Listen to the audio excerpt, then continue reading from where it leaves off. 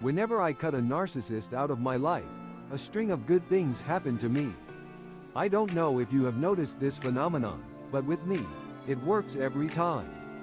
The moment I cut my parents and toxic friends out, new people came into my life almost instantly, and they are veer. A profound shift in my life has become a consistent occurrence whenever I distance myself from individuals with narcissistic tendencies.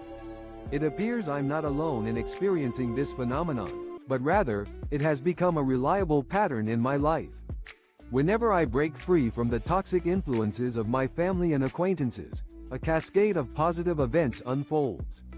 I've discovered that new relationships, filled with kind and supportive people, have emerged in my life, and these connections have been incredibly meaningful. I've formed meaningful friendships, found a job I truly enjoy, and I'm on the cusp of achieving a long-held goal, purchasing my own residence. My journey has consisted of maintaining a 2-year boundary with my narcissistic family and a 1-year separation from the toxic social circle that once surrounded me. This narrative may serve as a testament to the transformative power of self-care and boundary setting in overcoming the effects of narcissistic manipulation. Update: in sharing this story, I hope to convey the importance of prioritizing one's own well-being and creating a safe environment for personal growth. TLDR: removing oneself from the toxic influence of narcissists can lead to a profound shift in one's life, filled with positive relationships, personal fulfillment, and a greater sense of well-being. Tits are awesome. There is nothing deep about this post. I'm just lying here stoked I got to see tits. My wife came into our room topless before having a shower. We just relaxed while I got a nice squeeze. She told me before we met she was self-conscious because they're small. Breathtaking moments. This post doesn't delve into profound matters. I'm simply reflecting on a carefree moment I experienced. My wife walked into our room wearing minimal attire before taking a shower, allowing us to unwind and savor the moment. As I gazed at her, I was reminded of a conversation we had before we got together, where she shared her initial self-doubt about her breast size. However, I've always found her chest to be incredibly alluring. In any case, witnessing a beautiful woman feel confident in her own skin has a profound impact on me, and I appreciate these small, uplifting moments in my day. I did it after 12+ years of keeping my mouth shut. My JNMIL was on a rant today in front of the kids about what a bad idea it would be for my fiancé to actually marry me, and for some reason I just broke down laughing and asked her if she wanted to be his wife. It's a small thing. Breaking free: a long-held secret finally found release today, after over a decade of silence. My JNMIL's heated outburst in front of our children, where she expressed her disapproval of my fiancé and I tying the knot, became the catalyst for my uncharacteristic reaction. I let my guard down and burst into laughter, but it wasn't just humor that took over. I found myself posing a question that had been simmering beneath the surface. I asked her point blank if she thought she'd make a good wife for my fiancé. The tension was palpable, but I felt an overwhelming sense of liberation.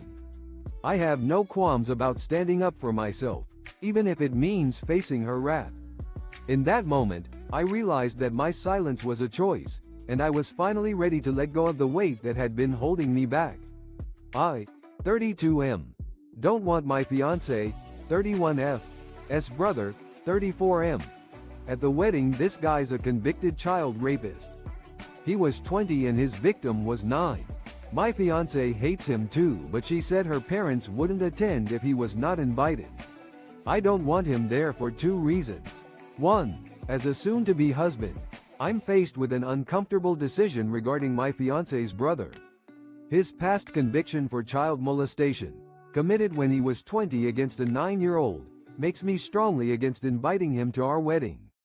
Not only do I struggle with the idea of being in close proximity to someone with such a dark history, but I also worry about the safety and well-being of the children who will be attending the celebration. Despite my concerns, my fiancé is being insistent that we extend an invitation to her brother.